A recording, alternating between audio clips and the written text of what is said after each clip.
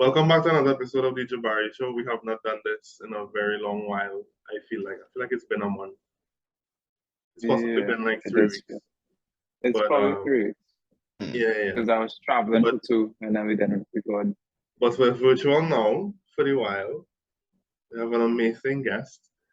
I want to say your full name, but I feel like you don't go by your full name. So I'll just say Stefon Styles. Because in my head, I like to call people by their full name. Like once I know your full name, I don't call you by your online name at all. Like even if you're an artist, I'm calling you by a name. You know? I don't Fair know. enough. You could call me by whatever you want. It's fine. It's fine. But yeah. We have the amazing Stefon Styles today. We recently worked on a shoot. But I mean, we're here to talk about him and his story and how he got into styling and the great projects that we see him posting and things like that. So yeah, here's Stefon. How are you? How are you doing? I'm good. Thank you all so much for having me. So much. Just for the listeners and for everybody watching, I cannot tell you how much I'm excited to show you all the content that myself and Jabari have been working on. It is epic, and I don't use that word often, but this time it is. This time it is. So what can I say about myself? I've been in the industry for the past 5 to 7 roughly. Yeah, we will cap it up at 7 years. Why 5 to 7? What was the 2-year gap? What was the 2-year gap?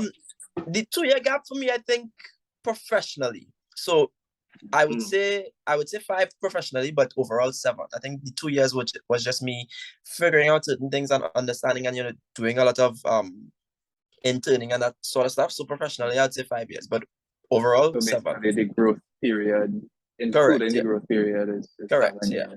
So would you say 5 years full time? 5 years full time, yeah. Oh, that's crazy. So what were you doing for the 2 years then? Like kind of deciding. In a sense, basically getting your foot in for the industry. Correct. Apart from that, I was also doing, the regular 9-to-5 jobs, and nothing is wrong with that. What is the regular 9-to-5 job for you? What was that? What was the 9-to-5 job for you? I actually had a regular government job working in an office, You say a regular government job. I feel like government jobs it's not like regular. For me, it was a regular sitting by a desk, typing, that type of stuff. That was paying the bills, yes, but it wasn't bringing me joy creatively. It wasn't fulfilling anything, So when COVID hit, I really made a decision to just full steam ahead and do this full time, do everything that I love, and make it happen. And it's been going really, really good. I would have gotten my start at a pretty young age. I've always been a creative individual, I think. So ever since I've known myself, the arts have always been something. Yeah, for sure. And it's not just creative arts. I think it's anything that has to do with art on the whole. So even like the culinary arts, visual arts, that type of stuff. I've always just been attracted to anything that has to do with being creative or doing something that visually looks good. I'm a person I'm a person. I eat with my eyes. I do everything with my eyes. That's me. So it would have started from a pretty young age. In school, I did all the creative subjects: music, dance, theater, technical design, art, etc., you name it. And those were the subjects that I was really, really, really good at. Is technical design a creative subject? It's not. It's a mixture of a science and a creative in a sense. So it's like, I don't know how they do it now, but when you're picking subject, it's kind of like on the science line, but it's also considered a creative subject because it has the element of drawing and sketching and stuff, but it's more so gauged in a science because of the numbers and the technicalities and all that stuff. So it's a mixture of two. I'm gonna lie, he made that sound so nice. I feel like if I were to explain it, it would have not sounded so nice. Like, sold me on it. Technical design is technical drawing, right? Drawing, yeah. Okay, I'm just making sure because he said design, and I'm like, I also did the same thing. He made it sound so nice. I did it too, and I failed it with flying colors. Oh no!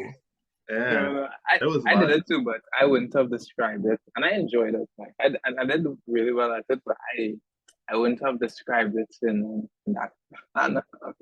That's an interesting way to. Yo, nah, Yeah, man. nah, you sold it. Nah. You definitely sold it. So Hey, anyway, continue. yeah. So how did you like kind of take those things at a younger age and land on styling in a way?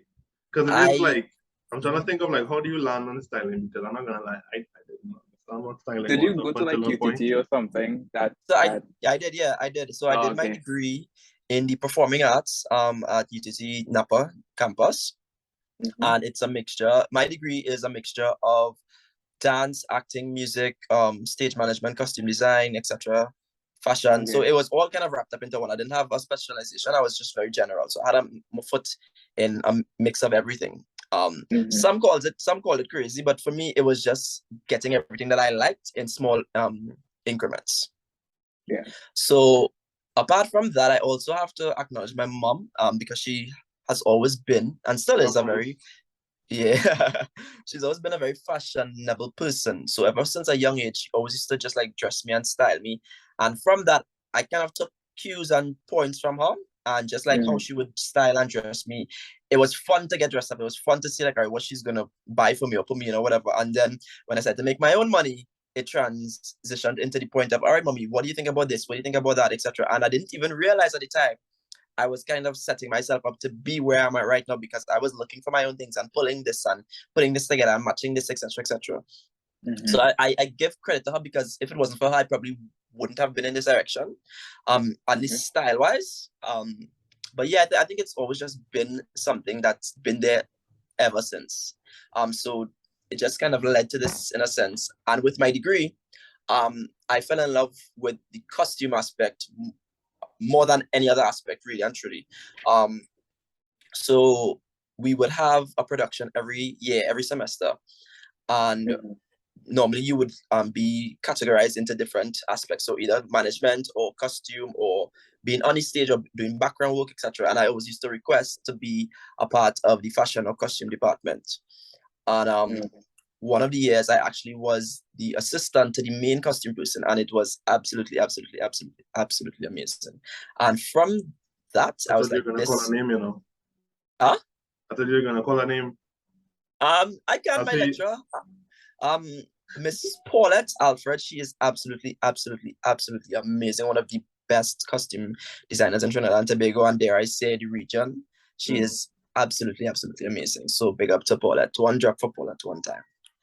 And I saw her recently actually, and she came and she gave me the biggest hug, and she's like, she's so proud of me. She's glad to see that I'm doing my stuff and my styling and stuff like that. And it just felt really good knowing that, I got that kind of seal of approval from her because she's absolutely amazing. That woman's resume, my goodness. Real quick, before you tell Mom your story, if you have to put you and your mom in a versus battle of fashion, who do you think winning? If I had to put, say that again? If you have to put you and your mom in in the verses of like dress off, fashion, who do you think winning? I mean, no disrespect to mommy, but I think I might eat she alive. No disrespect to moms. No, let me say this. Mom is the goat. Mom is the goat. However, there comes a point where the student is now the master. And that's how the cycle of life goes. You always want to be better than the older generation. You always want to elevate and take on new ground. That's what they train you for as your parents. That's what we hope to be, bigger and better than them. And then we are able now to give back to them and to fill into their cup. Yeah, so no disrespect to moms, but yeah, I destroy. It's funny because even like when I'm doing some fits for some clients or when I'm doing something for myself, she would look at it and be like, I don't know if I really like that. And then when I put it together and I show her the end result, she's like, I need to stop doubting you because you just have it naturally. So little boost, little wipe the dirt off my shoulder, a little bit. Okay. At what point were you like, I want to get into styling? Because you dabble a little bit of everything. Because I feel like you could have gone into costume design and just been like, oh well, I'm just a costume designer kind of thing. I feel like it's no big deal, but it is a big deal. At what point were you like, I think styling is the way that I want to go? Like, is it something that you saw? I know you kind of mentioned that your mom, her dressing you, let's say, was it you dressing her, asking her for like how things kind of looked? Um, at what point was it like, I think I'm gonna just do the styling side of things? Because your degree was very general, you Mm-hmm. know? So Yeah. at what point were you like, I'll just do styling and kind of further my career in that than everything else?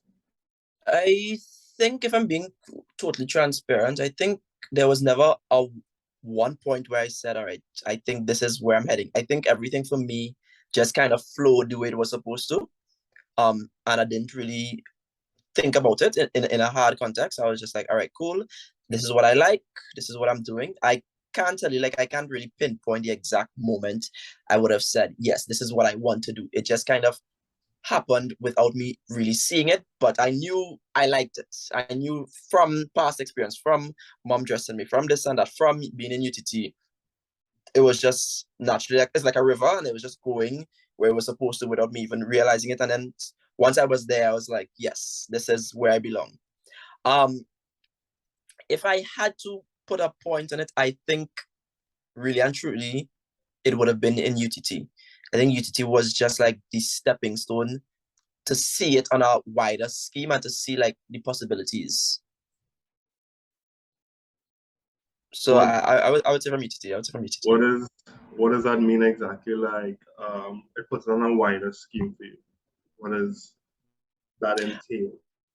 Well, all right. So in Trinidad and some Caribbean countries, I think we tend to focus on the business subjects. We tend to focus on the quote unquote more standardized jobs, right? Which is like, Yeah. your regular business Sciences, operation. engineering. Correct. Your engineers, your science, your businesses, like, all that stuff. And we don't see the creative department, we don't see the creative fields as anything It's of not valued. substance. Correct. It's not valued. They call it career path, so to say. Correct. Yeah, like a proper career path. It's seen as very risky, like really? Like yeah, it's like it is. sure you don't want to you're get a real job? Like yeah. And I was like, you're not looking at the same ads that we be looking at on TV because somebody needs to set that up, right? Correct. The industry isn't So, valued like, down here as much. Correct. So and that is something that I wish could be just explored on a larger scale, because a lot of parents don't know how much they are putting down their kids, their children, when it is they come to them and they're being honest and they're saying, yes, I want a part in the creative field. Now, by no means am I saying it's an easy part, because we have to face those obstacles every single day where people are discrediting your work, people are not taking you serious, people are not seeing it as anything of potential. Imagine it's just to go in the bank and like do bank stuff as a creative. It is nearly impossible. It is highly impossible. So when it just I was feel like you're running drugs. Huh? It just feel like you're running drugs. Basically. Because it's like, what you doing? Uh-huh. You styling people and you getting. Yep. Nah, that's too much money. That. Yep. Oh yeah, he's selling drugs. Come on. Yep.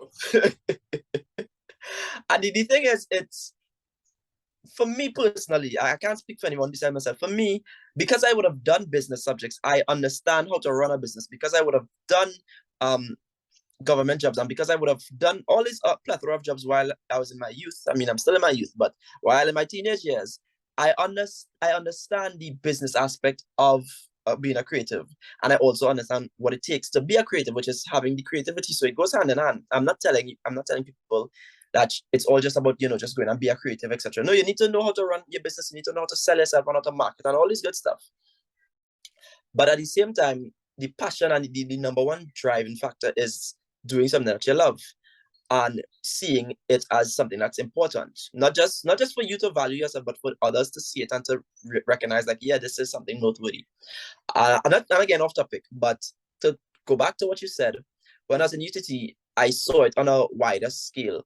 And I said to myself, oh, this is something actually really, really serious. I want to commend my entire family, because at no point, no one ever made me feel like I was wasting my time or anything like that. Everybody probably would have had small concerns, but it didn't really echo it to me. But when I got there and they saw how serious I was and they saw the steps that I was making to do it, they were in my corner fully. So I thank everyone for that. And my story is not that heart-wrenching, but there are a lot of stories that I've heard from close friends that are 10 times worse. So I think just shining a light on that would help significantly. I know you said you didn't really remember the moment where it was like a switch to, okay, I want to do this specifically. But do you remember that first client that was like, okay, I'm trusting you with my week, do your thing, and go for it. Let me think. The very first client would have been myself. The very first client would have been myself. I said to myself, you know what? I'm just gonna do a photo shoot and just see where it goes. And fun fact, I actually used to do a lot of modeling before I fully switched into styling and fashion design and costumes and etc. And I think that is also a great point. Because I was in the industry and because I was, familiarizing myself with the designers and the models and stuff like that, it was very easy for me to network and to see like how some of the designers and how some of the stylists, operate themselves and try and mold myself into the industry, right? So I would have started with myself, just doing my own photo shoots and just putting together pieces and stuff like that. And I am my own worst critic. So when I realized, all right, yes, this is something that I really, really like, and I look good and I could go out and I could present myself like this, etc., etc. And when I got feedback from people, not necessarily validation, but just feedback, I'm like, yes. But if it is, I had to say like a specific client, I worked with a soca artist. I was the assistant to the head stylist, but I worked with the soca artist, and she actually allowed me to create one of the looks because it was a music video we was doing, and she allowed me to create one of the looks. And it turned out to be everyone's favorite look in the shoot. So that was the moment where I was like, okay, yeah. Do you feel like the head person would feel a type of way about that? Like probably. you get someone new, I guess, to the scene. I was like, I will take a chance, do something. And then everybody is like, that's actually my favorite one. I would personally would feel that type of way. I mean, like, listen, as a creative, show me your body? Oh my.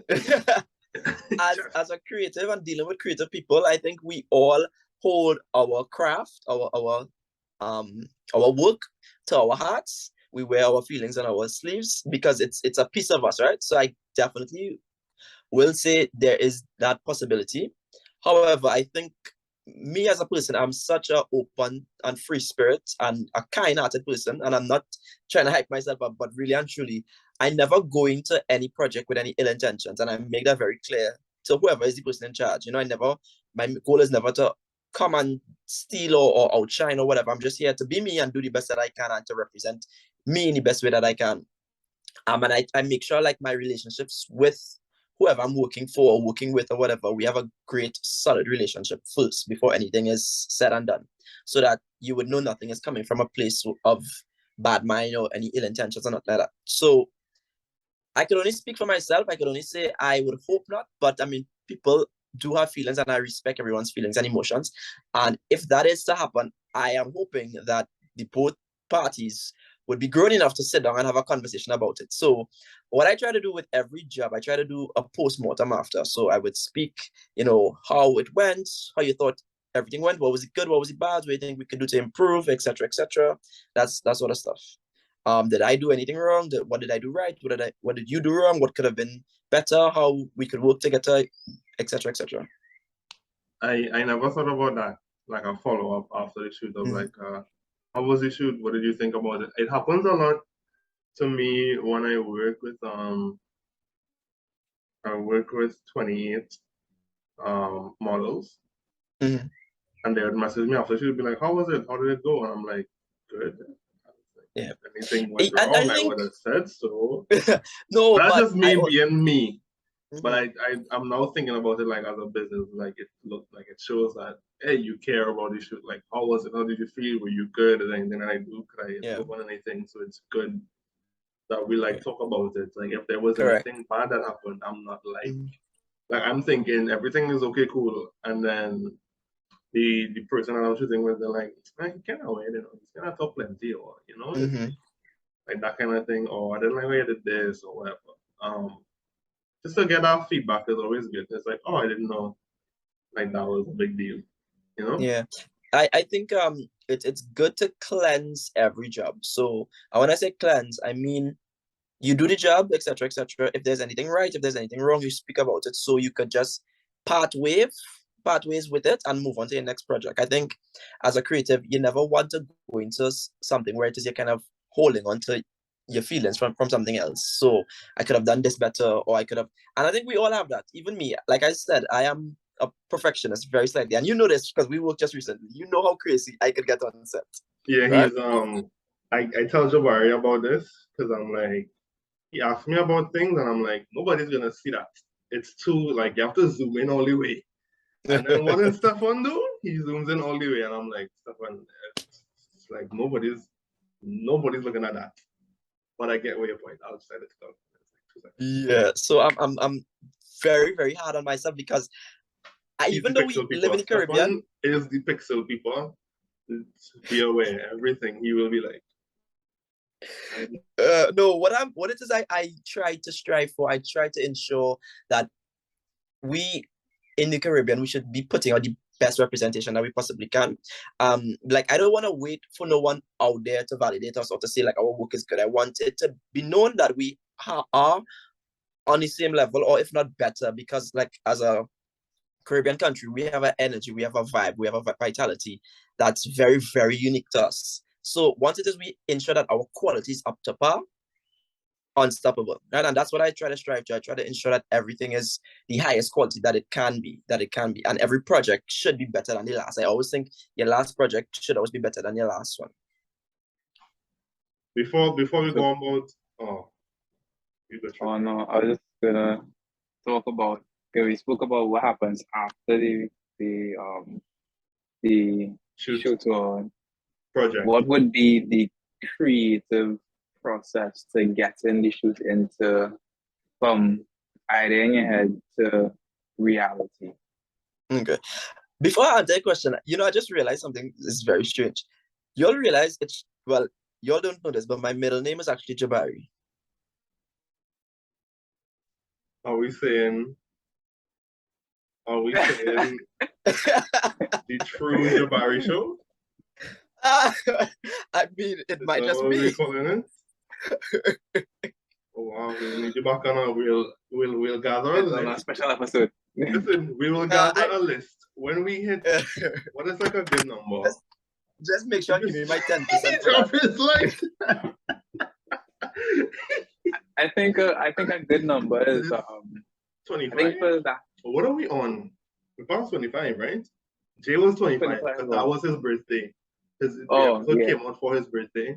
For 50, we're gonna gather up like all the Jabaris in the creative industry. One big show. So we'll call you back. No problem. Jabari, sorry, just circle back to your question. No, it's just the creative. What is your creative process? Where whether it be for yourself personally or for a client, what is the creative process? Where it's like idea, and turn an idea into reality. Whether it is we want a super vibe or a carnival vibe. We're gonna go down this path. What is the creative process for you when creating a design or whatever? Okay.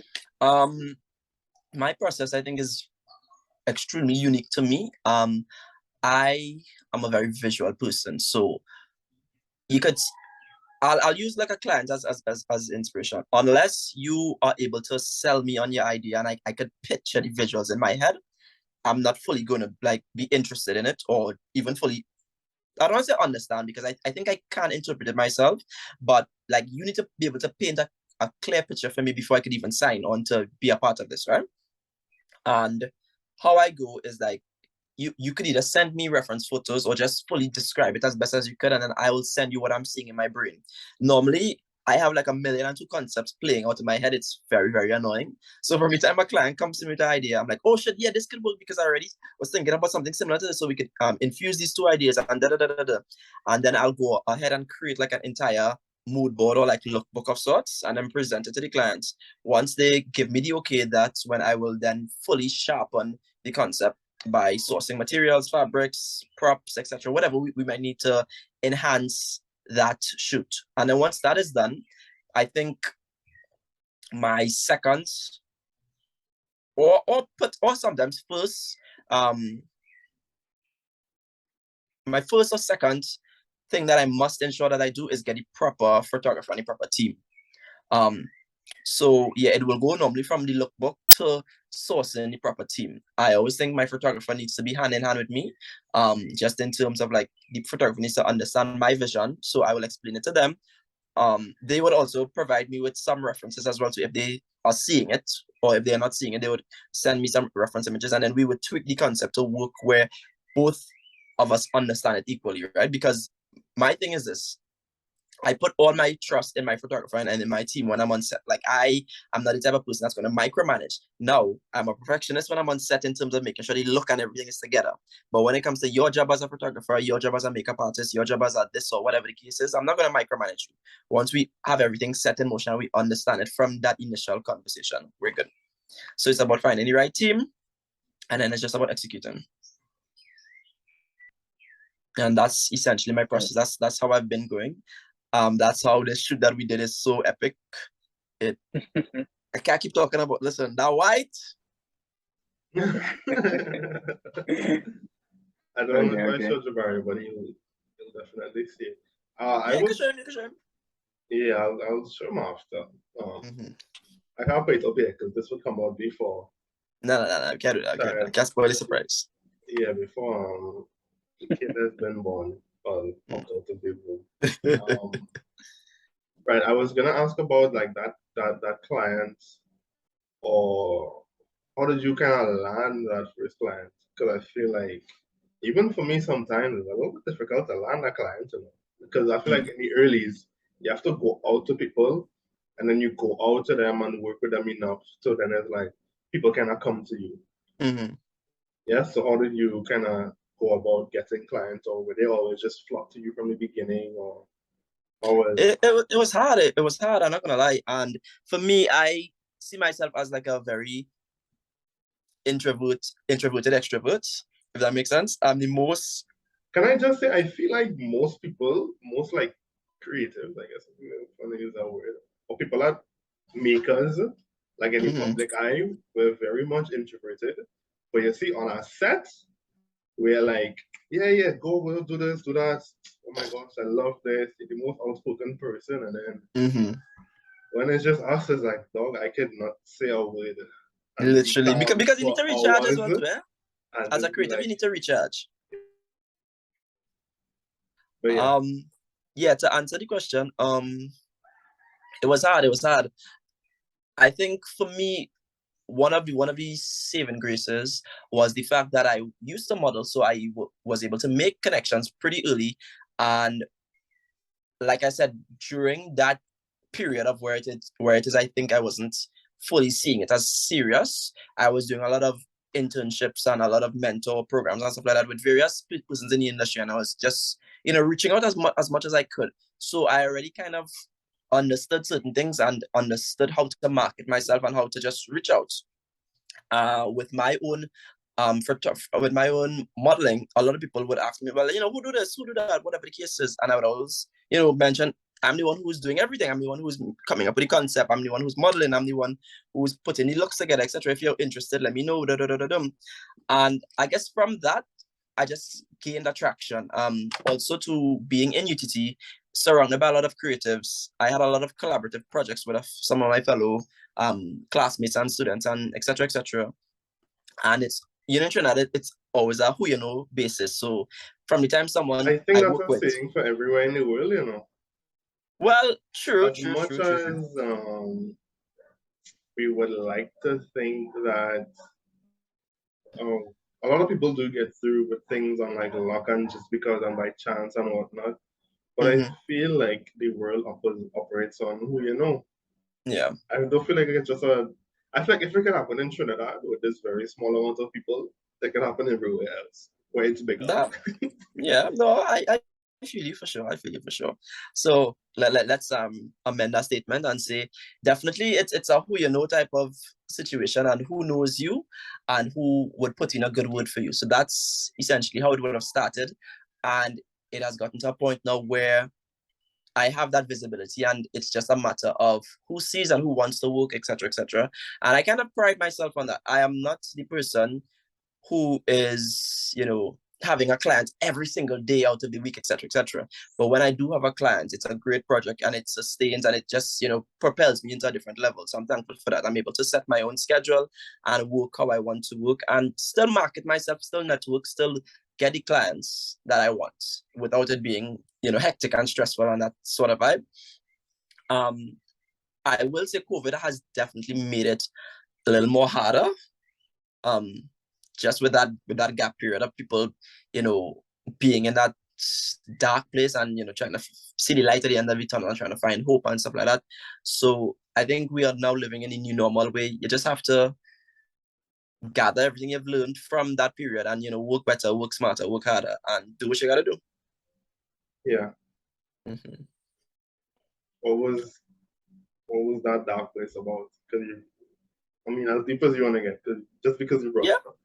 Yeah, I think COVID took a toll on everyone. The pandemic was hard for everyone. I think everyone had their own different struggles that they were struggling with. Yeah, for sure. Internally, externally. I got into gaming. Like I kid you not, I got up every day, played a game until it was night, went to bed, got up again, play game, and I was like, dog. I'm playing games, so like let's say I'm here, and then beyond me there's a TV with like my aunt. I was staying with my aunt at the time, right? And they on Netflix just trying to figure out what to watch on Netflix, dog. And I was like, dog, what is this? I'm feeling so drained. Netflix over the pandemic was my comfort. Just to get fed up of sitting down. Yep. And just like relaxing. Relaxing became a job, Listen, going to the kitchen, going to the fridge was an event. You got dressed up to go to the kitchen. It was crazy. It was so crazy. I feel like y'all were living in two different alternate realities because I did not experience any of that. But because I was in school. Yeah. So well, I had one class a week. Yeah, so I had class. Cool, I could live with this, but 3 out of 5 days. No, but outside of that, it was just like, so what is there to do today? Because all my projects were just to take a picture of something while you're home, and it's like I can't go anywhere. So it's like I'm literally just home, and I was like, this is not it. We were talking about COVID and the depression. But right, the dark period. We passed the first. Right. Okay. Yeah. Talk about how you got that first client was through. He spoke about the dark period. Yeah. Okay, so yeah, we're in the dark period of COVID now. Yeah. So that period where the world kind of just stood still from, I want to say like March 2020 to now, in a sense, because I feel like even though we are moving, we are still kind of at a stillness of getting back into things. To find our way. Yeah. For me, it was interesting because I am the type of person when you meet me in person, you would understand, like, I am always on the go. I'm always moving. I'm always thinking. I'm always like just on to the next, which is a good thing and a bad thing. So COVID has taught me to stop, slow down, enjoy the moments, live in the moment. All right. But I think the dark side of that was not knowing what's coming next and, just seeing all these heartbreaking news and dealing with not only lost ones, but dealing with financial instabilities and dealing with just like not knowing the unknown. I had a few deaths in terms of family, loved ones. So just understanding that life is very, very, very precious, and losing persons professionally, losing persons personally, not necessarily death-wise, but just, learning that everything comes and happens for a reason and for a season, and Yeah. just being at one with that and finding peace with certain things. So all of that kind of sums up a dark period, but it also was a period that I feel we all as humans needed to go through.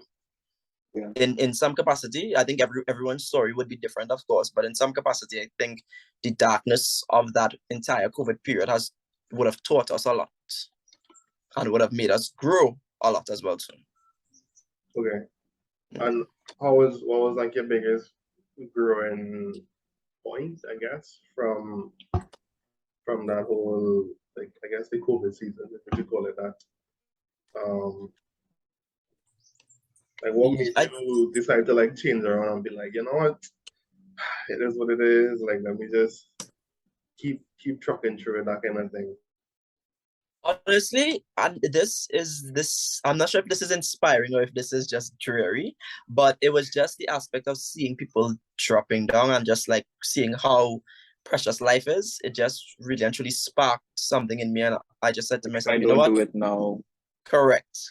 If I don't do it now, I don't want to live with what if, or I don't want to like, be here today and gone tomorrow and not fully fulfill everything that I have in my brain to do. So I was just like, succeed or fail, I'm just going to do it, and I'm just going to be happy, and I'm just going to enjoy my life, and I'm going to push through the hardships, push through the financial burdens that was holding me back, and just not care. And I rebranded myself. I rebranded my business as a stylist and as a fashion what was the designer. brand name before? Unofficially, I had an entire production company that I was getting off the ground. It was SJE Productions, and some aspects of it I won't necessarily love it. As I said, I was predominantly focused on styling. So during the COVID period, I just rebranded, and it was Finesse by Steph. Right? The Finesse would have been a play on the word style by. So instead of style by Steph, it was Finesse by Steph. And that then also morphed into Stefon Styles, where we are at now presently. So I think I went through that entire journey to really be where I'm supposed to be right now. Can I just say, Finesse by Steph is a mad name to have, Like, it sounds like you're a thief. You sent me an email, and I'm like, because I had to do up the contract, I think it was. Yeah, it was the contract. And I was like, send me an email so I could send it to you and put it also in the contract. And he sent it. I was like, I feel like this shouldn't have been an happen. And I was a risky fella anyway. Let me just see. I nothing to lose. And I was like, but yeah. What? So funny enough, that's one of the reasons why also I kind of was like, people are gonna hear Finesse and think I'm being shady on my characters. I was like, you know what, let's make this a little more which reminds me, I need to update my email and stuff to send to you. So we'll do that. I think you need to change that, because that's for me. No, it's changed already. That's just there. Oh, that's just to transfer files and stuff. Yeah. That's just there. Okay. I was like, I don't know about this one. I was like, if that's how he does his business, who am I to tell you what to do? You know? No, but I had to go through that period of just understanding, and just I think we are always growing as humans, and we're always learning, and we're always expanding our knowledge and everything that within us. So I think for me, it was just going through that motion and understanding certain things and just finding my groove fully during the midst of COVID, and figuring out and feeling out where it is I want to be and how it is I want to present myself and all that good stuff. So I think now I'm at a point where I fully know and I fully understand that I'm able to execute in the best way possible. So how deep into the styling process do you get yourself in? Is it just the gathering of the clothes or do you ask a designer to actually make, okay, this is what I want, make this? Do you just compile, or how far into the styling process do you go? Or do you get down to the nitty-gritty? I am deep down. So like Jabari said, during COVID, we all did something, right? And for me, apart from just lazing around, I decided to learn how to sew. Okay. So yeah, I'm self-taught, and Before that, I still used to do little things here and there, but I actually know how to properly sew now. So I'm deep in it, whether it means coming up with a custom look. If it's very intricate, then I obviously will send it to like my tailor or my seamstresses or my stitchers to get it done. But for the most part, I'm very, very hands-on with every aspect. Like that's just how I am. It's my OCD, it's my perfectionism in me. So if it requires something where it's custom made, then I deep down. If it requires me renting pieces from various designers and stuff like that, that's where I'm at as well too. If it means pulling pieces from my inventory, I think a good note that I want to mention to all the persons listening as a stylist or as a fashion person, please start, if you haven't already, start to build an inventory. I promise you it's going to be your saving grace, it's going to be your lifesaver. Develop a styling inventory. Sometimes the styling inventory could come from your own personal wardrobe as well too. But please, that's your saving grace. Your saving grace is accessories and your styling inventory. Where do you get accessories? Good. Kind of thing. Asking for myself, and I need to. Just where in you case get I your can't get a accessories? stylist for stuff now. Where do you get your accessories? I can't tell you all my secrets. Not even one place? No. It's really and truly, it's not just one place, it's a matter Like of all over. You call names. You call a if you name. go out, or is it like if you go out and you see something, you're like, I think I could use this at some point and then you pick it up? Yes. So sometimes it's a spur of the moment thing. Sometimes you find a lot of amazing stuff in some hidden away places. So there's a lot of hidden gems in Trinidad, like I always tell people. So you just have to really go out and look with the intention of not finding anything, but also finding something. So like, don't have no expectations as to what you're looking for. Just go out and look and source pieces.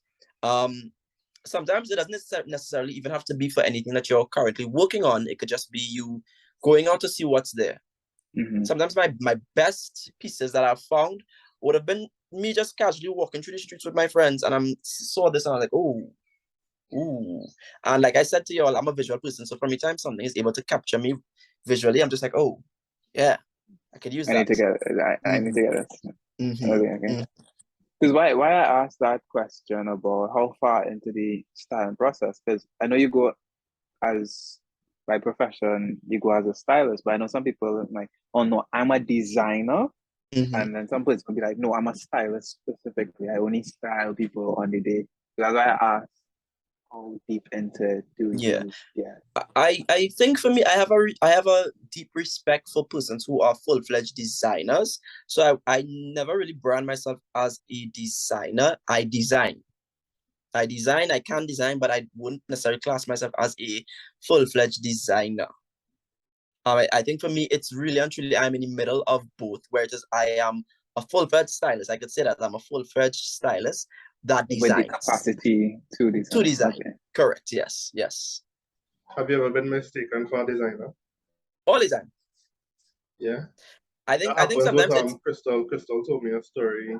She was like, her friends and all even introduced her to new people. And I was like, this is Crystal, she's a designer. And she's like, yeah. Because it's easier for people to associate that like when people hear a fashion stylist or just a stylist in general, they're gonna be like, huh? Okay, so what is it you do? You handle clothes or whatever, and it's easier it's easier to process in their brain of a designer, because instantly they think, all right, somebody who sews, somebody who does pieces or whatever. And I'm just like, all right, if that's what you think, yeah, that's what I am. I probably do, but yeah. I found it crazy that people who actually stylists though. Like, I don't know. I just found it a strange job. This would be like, how hard is it really to just find some clothes? And then I had to plan a shoot, and I was like, okay. You know what? Okay. This is exhausting. Hard. Yes. Exhausting. Yes. And it's like, you gotta go there, pick up the clothes, drop it back. You gotta get somebody to say yes in the first place. Right? And then like, if nobody know you, they're gonna be like, who is you? Like, nobody wanna take the chance on you. If you mess up the clothes, you have to like try clean it, pay to clean whatever. If you that just like kinda mess with it too much, you have to pay for it. That could be real money that you wasn't planning to spend and you now have to spend. And it's like, you know what?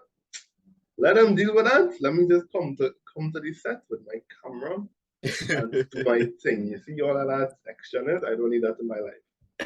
Yeah, you'll understand how hard this job is. It's a great job, but you'll understand how hard and how it takes a lot out of you. Like after a job, I need to recharge. I need to like put away my phone.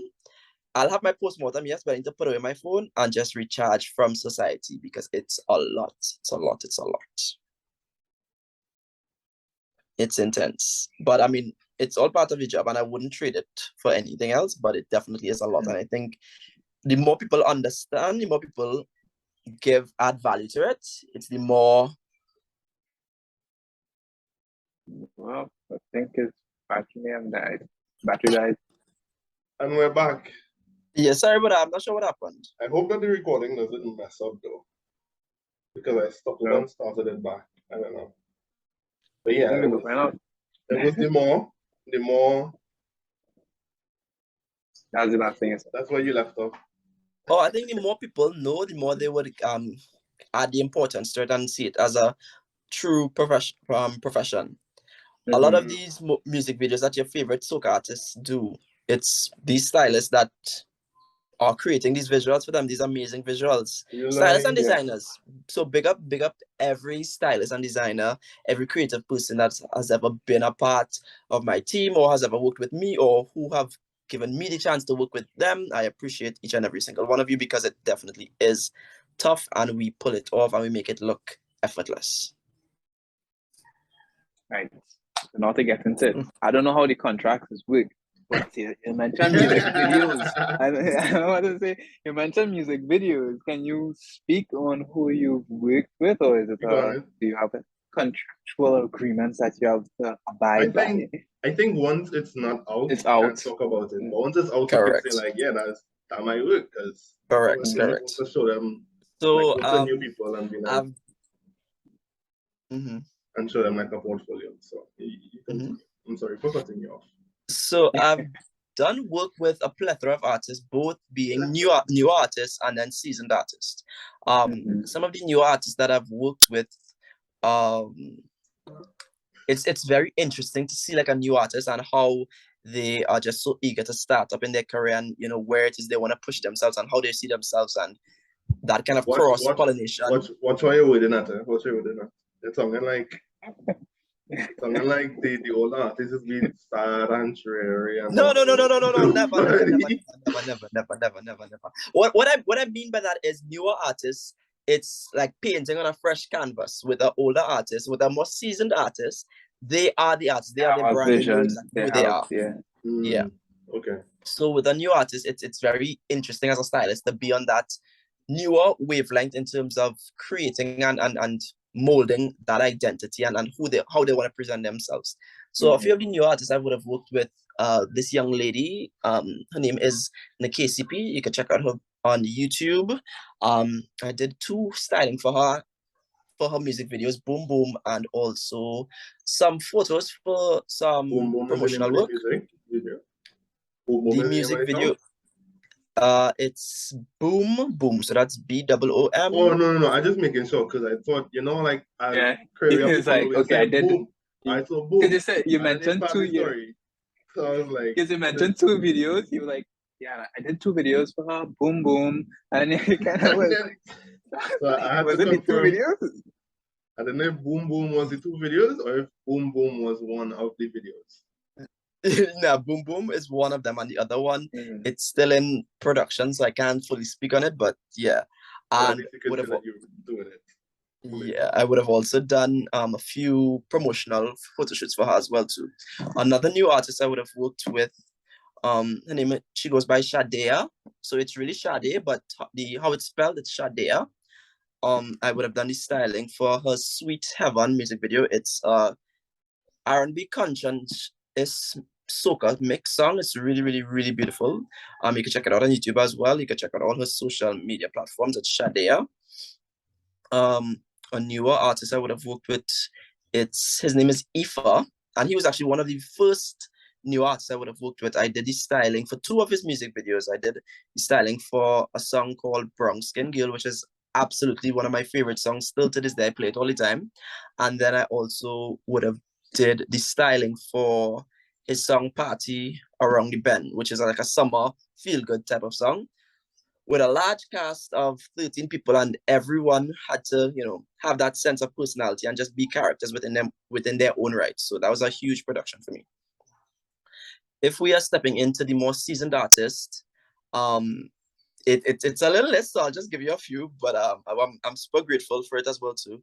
I would have done work with Olatunji on his Thank You Mama video. I've done work with Turner for his Summertime. Huh?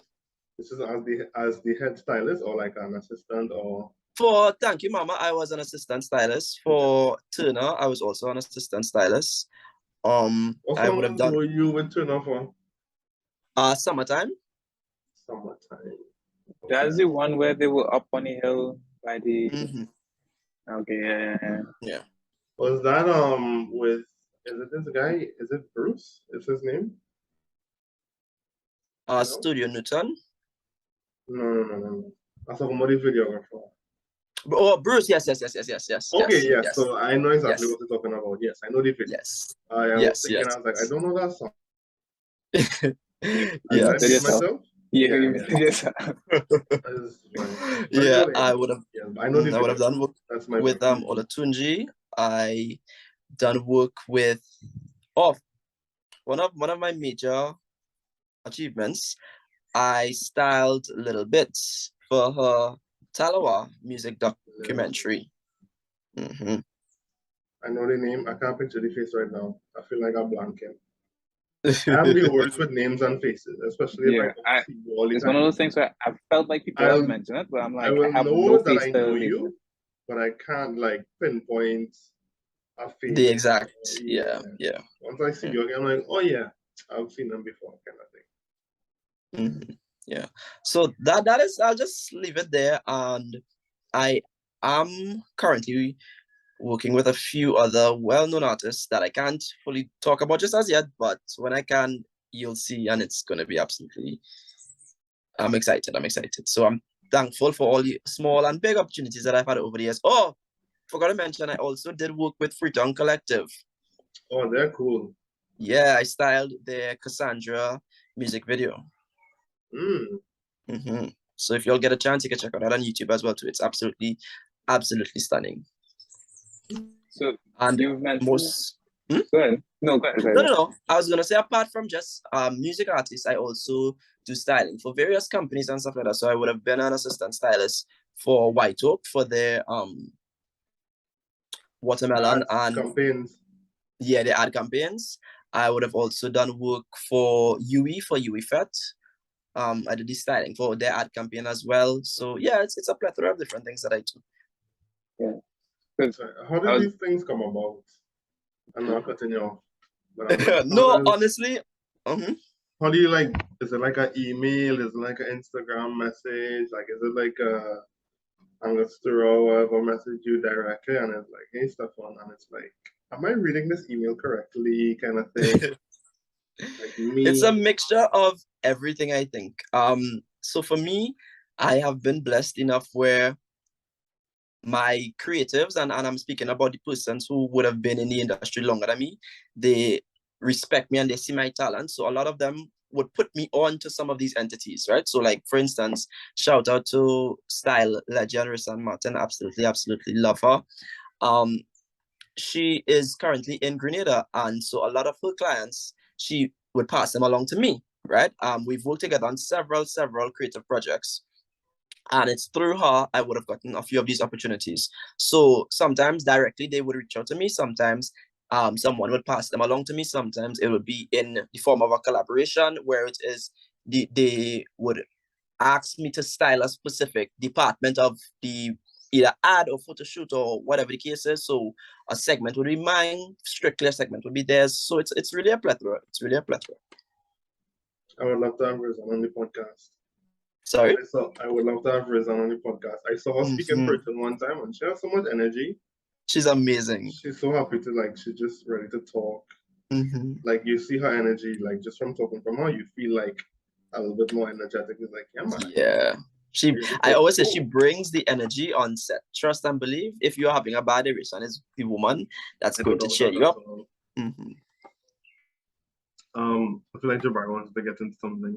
Oh no, Sure. I was just gonna ask, like, what is the depth of your styling? Is it just for music videos? Because you spoke about your music videos, but then you went on to say that you have done for various ad campaigns and whatnot. So that was just the question. Like, how deep into which industry is that the right? I don't know if that's the right name. Like, which industry do you mostly see yourself in, or is it just a broad scale? Like, if you need styling done, I'm there. I think So it's that was it's a basically the broad question. scale. Yeah, Mm-hmm. I think it's a broad scale for me. It all depends on where the creativity is. I'd say that it all depends on where the creativity is, because I never want to feel like I'm being creatively pigeonholed, right?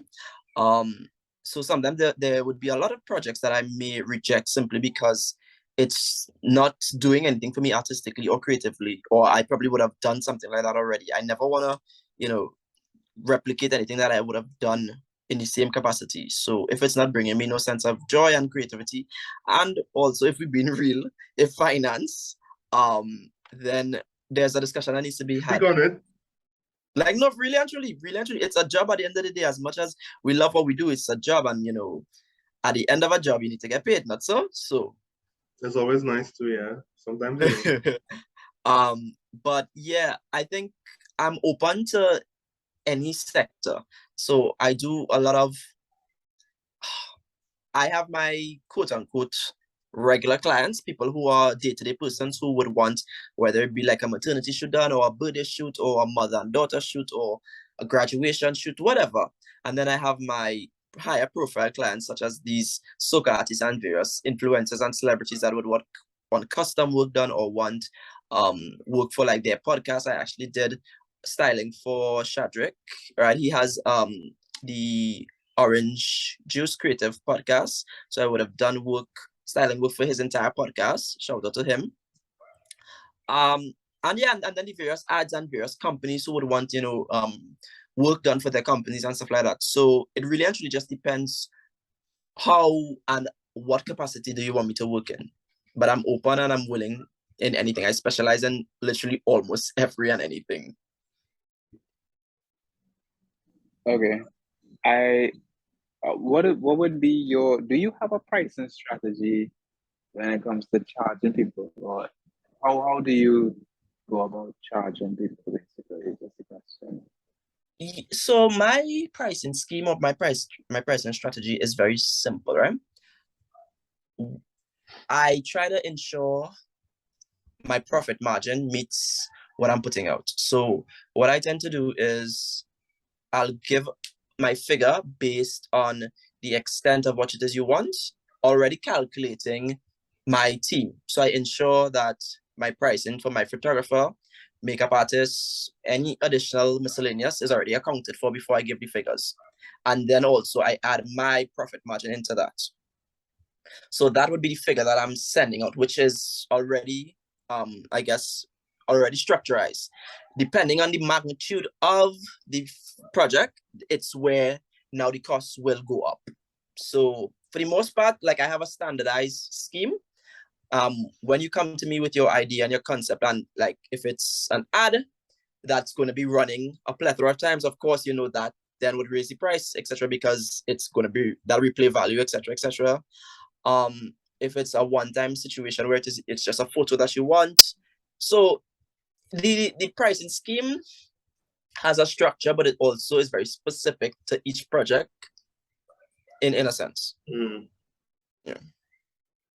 Okay. What did you I was gonna ask, like, how was like the early pricing like compared to now? Because I feel like horrible. What was the early pricing like? The early pricing was me shooting myself in the foot. I hope I don't get thing for saying that, but it's true. I don't think you can.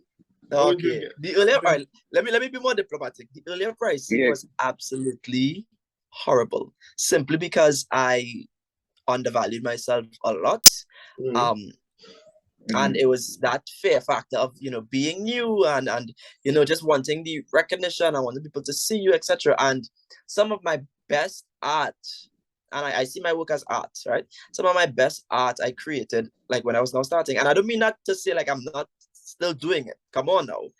But what I'm saying is, like, out the gate, I think I always knew I was strong, but I still felt like I needed that quote unquote validation, or at least that public notoriety for people to see me before I could up my prices and stuff like that. And it was hard. It was hard. And it's also hard for getting people to understand this is a job and this is all the various steps and the various entities that you have to go through to get what it is you see as the finished product. At what point were you like, I feel like I'm not charging what I took, like in the journey? Was it like a year in, 2 years in, 3 years, and then you're like, I'm feeling like I'm not really making much money? I think it was when I couldn't pay my bills.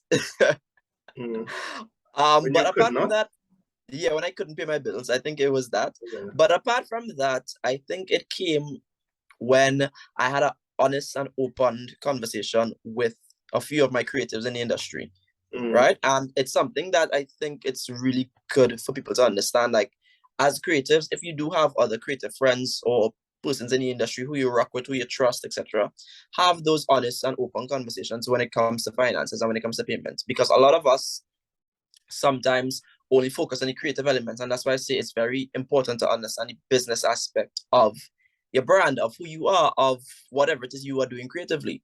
So you need to have those honest and open conversations as to, well, all right, how much do you charge? Not asking because I'm trying to compete with you, but I'm trying to ensure like I am not downplaying myself or downplaying my success, etc., etc. You know, I think that's what Karina was talking about, right? Because she was like, pricing is so tricky.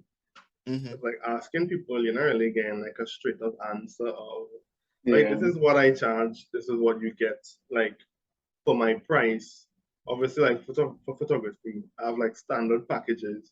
And then some people might want more, some people might want less. I like have to kind of restructure it. Or they might want, like, so you kind of always, I'm always like kind of moving around the price. So I could give you a base price. I'll be like, my shoots normally start at, let me say, 700. But, you know, depending on what you want, it could change. It could move around, you know? So, and then she was talking about how she feels like it's hard to figure out what other people charge.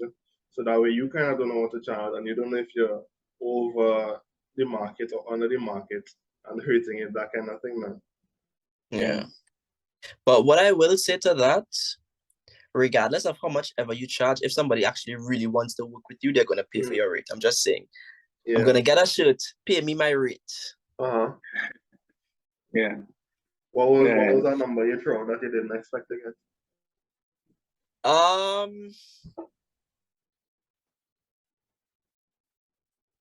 You know what? I'm going to say I haven't. No. I'm going to say I haven't gotten that numbers yet. So in terms of, I might throw out a number to a client and they would be okay with it, but we may just have to like work it down ever so slightly to facilitate them. But because I'm also a very fair, understanding person, especially with COVID, I think I have structured myself in such a way now, in particular, where I'm ensuring you get value for your money. So I'm ensuring the price point that I hit you with, it takes care of everything that you want, and you leave the shoot fully satisfied. You come to it, you have nothing to worry about, whether it be your undergarments or whatever the case is, because I'm providing everything for you. I'm ensuring you have fun on the shoot. I'm ensuring I pick the best photographers to work with. I'm ensuring, you know, everything is up to standard. Not saying that it wasn't before, but I'm just saying I ensure that everything is up to standard. So the price point that I give you shows that. And then the end result, like, when you see it, I see why it's costing this amount. What do you think you can buy for the largest check that you ever got? Just as like a broad scale. I don't want to go and ask, hey, what's the biggest check you've ever got? But what do you think I literally said it while I'm muted. I asked for a specific amount. What was the biggest check you got? Well, unless you have a problem saying where I live.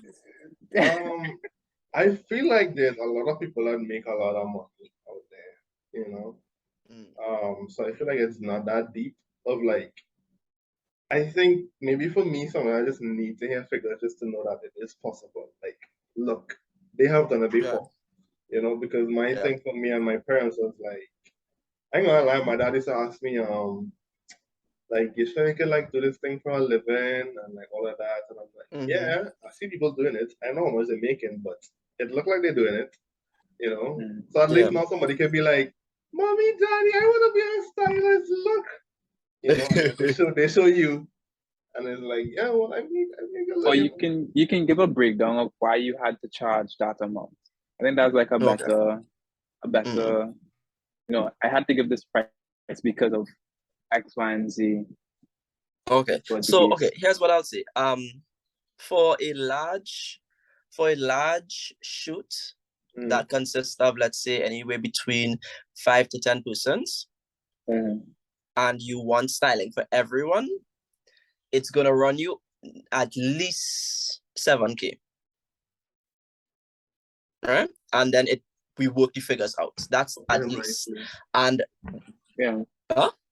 No, I was saying, yeah. I just set up to you nicely, don't worry. Oh. No, but that price breakdown goes in the form again of my videographer, how much ever makeup artist I will need on the day, if I need a hairstylist, if I need somebody to install wigs, transport, miscellaneous stuff, the purchasing or the renting of the garments, the studio, if the studio has additional fees, etc. Like that. So when you really break it down, you see where that money is being allocated towards. Correct. And I thought you were giving just for you alone, Oh no. That's why I'm a fair guy. I'm not. Listen, one thing about me, guys, I in no capacity run away with the bag. Hence why I had to change the name from finesse. Like I don't you all to feel like I'm finessing y'all in the wrong way. But yeah, so for me, somebody, it's gonna run you at least 7,000. Oh yeah, you still gotta find your videographer, your stylist. So yeah, I understand. Yeah. And then for me, I could even say that. I could even say like, yeah, it's gonna cost you 7K and you still have to find your own videographer and stuff like that. But for me, because of my OCD, it's just not going to allow me. Yeah, like you have really to find someone who meshes well with your correct. With your if you come to me and you present me with a videographer that I know and someone who I know their work ethic and stuff like that, then I'll be like, yes, okay, cool. Yes, we good, we set. And I might still run 87K because I mean, granted, I put my all into my work. And we can negotiate, It's like one last thing for me to do, but still run me that money. because now that additional funds can be allocated to probably more props or probably more this, or probably you could have 2 or 3 different dress wardrobe changes, that type of vibe. The set okay can be more elaborate. Pockets, it's okay to say the pockets. Your stylist can ensure he sleep well at night. Yes, more funds could be allocated to the pockets. That's all. That's a good answer. I can take that. Okay. Who was not much any time, and like we ran low on time, I didn't know we was going to talk so much. But it was good. It was good. I feel like we talked about a lot of things. What like tips or advice would you have to the young stylists out there trying to that look up to you and want to be Stefon styles, not finesse by stuff, but I would say make sure first and foremost that you be the best you and you stay authentic to yourself. As much as you're looking up to someone, you never want to, I don't want to say imprint yourself onto them, but you see them as a mentor, you see them as someone who you can respect and learn from, but you must always be authentic to yourself because no one is you like you and no one could replicate you like you could replicate yourself, just like you can't replicate someone else. You'll look like a fool out here in the streets.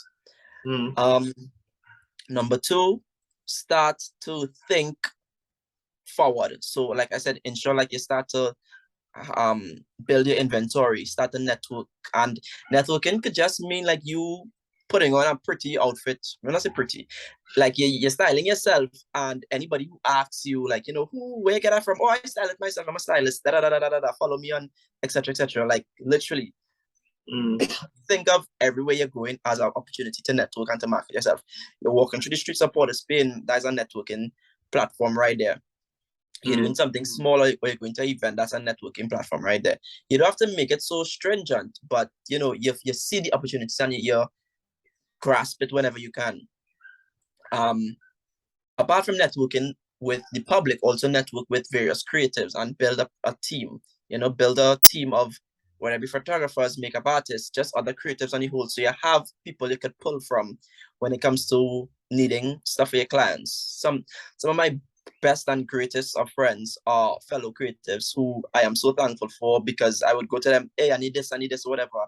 And I don't have to go through the hassle of, you know, them getting back to me and, you know, the wishy-washy type ofness and that type of vibe. So it's always good to ensure that you start to build a team from the ground up and build a community in a sense. Now, just allow yourself to dream and to trust yourself. Trust yourself. It is very hard to say, but know that it's gonna have good days, you're gonna have bad days, it's gonna be very difficult at times, but still trust the process and try not to rush, because I think social media paints a picture of getting everything now for now. And you know, this can I curse? Yeah. But this takes time. It takes a lot of work. Like, yeah, it you have to put in your work. You have to put in your work. They're gonna think that I edited it out, and it's gonna be like, why did y'all bleep out Stefon when everybody else? I can say, all right, yeah, no, this shit takes a lot of work.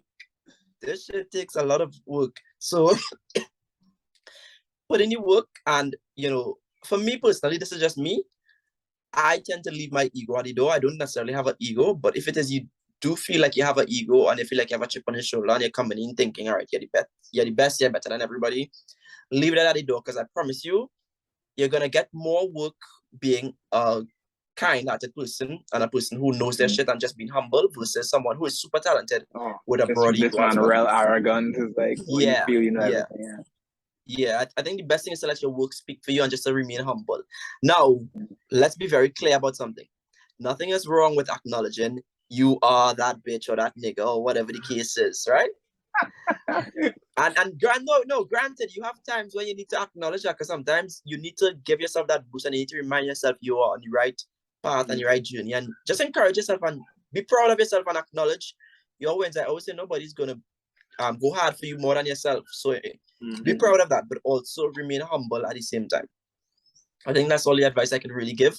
I think everything else you learn as you go along. It's a job, it's a journey, it's a profession where you're always going to keep learning and you're always going to keep growing. You're always going to make mistakes, and it's okay. Be proud of it, learn from it, and just thrive. Nice. Okay. All right. Give away time.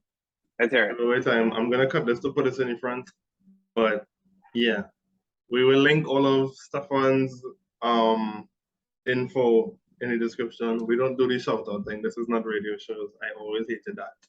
That's why I never really allowed anybody to do it. Like, I hate like when they go on the radio and it's like, yeah, I'm so and so, follow me on IG at blah blah blah. You know, see that? Yeah. So we'll link all of it. We'll see y'all in next week's episode. Yeah, that's it. Probably have to pay about this time. Thank you for having me, guys. Anytime. It was lovely.